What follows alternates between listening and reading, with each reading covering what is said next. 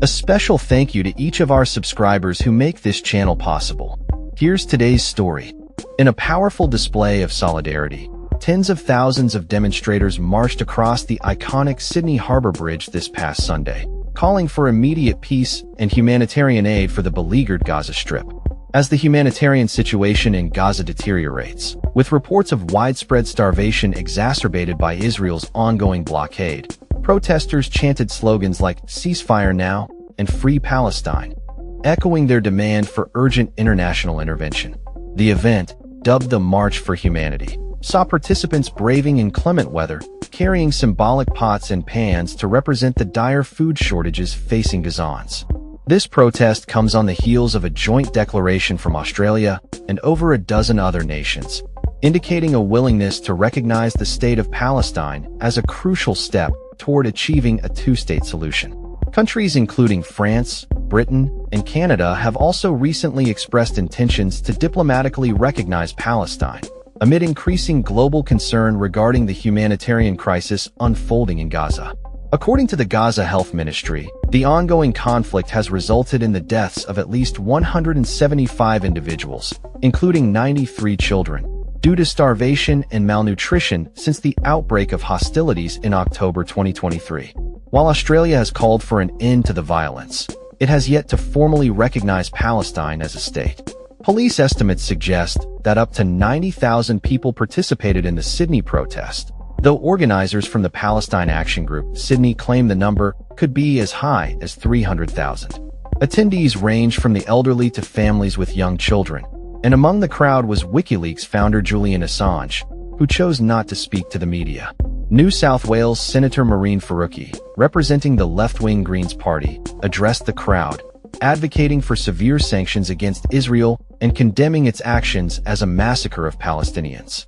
Author Anthony Lowenstein, who has written extensively about the Israeli arms industry, spoke to Al Jazeera about the outrage felt by protesters, not only regarding the situation in Gaza, but also about Australia's perceived complicity in the conflict. He highlighted that Australia has been a participant in the global supply chain for F-35 fighter jets, which have been utilized by Israel in its military operations against Gaza. Many Australians are aware of this complicity, and there is growing anger that the government has done little beyond verbal condemnation, Lowenstein remarked.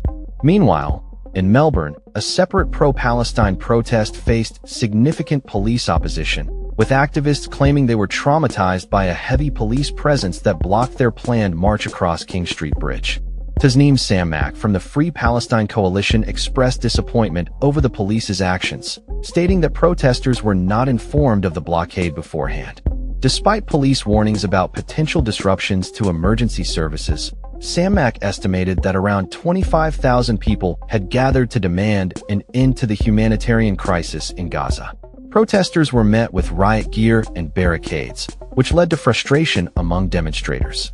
Some protesters attempted to peacefully occupy the bridge, emphasizing their commitment to a non-violent demonstration. Jordan van den Lam, a candidate with the Victorian Socialists, criticized the police response, suggesting that their actions inadvertently drew more attention to the protest rather than suppressing it. Police reported that approximately 3,000 individuals had gathered at the State Library in Melbourne, and while they closed the King Street Bridge, there were no arrests made during the protest.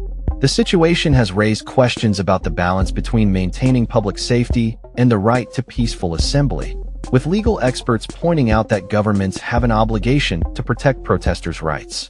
David Mejia Canales from the Human Rights Law Center criticized the heavy-handed policing tactics seen in both Sydney and Melbourne, attributing them to anti-protest laws enacted by the state governments.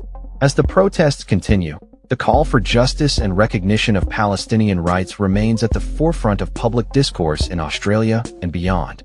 Activists are hopeful that their efforts will lead to meaningful change and increased awareness of the ongoing crisis in Gaza, as they strive for a future where peace and human rights are upheld for all. That's all for this story. We upload videos every day covering many different subjects, so hit that subscribe button to stay informed. Thanks for watching.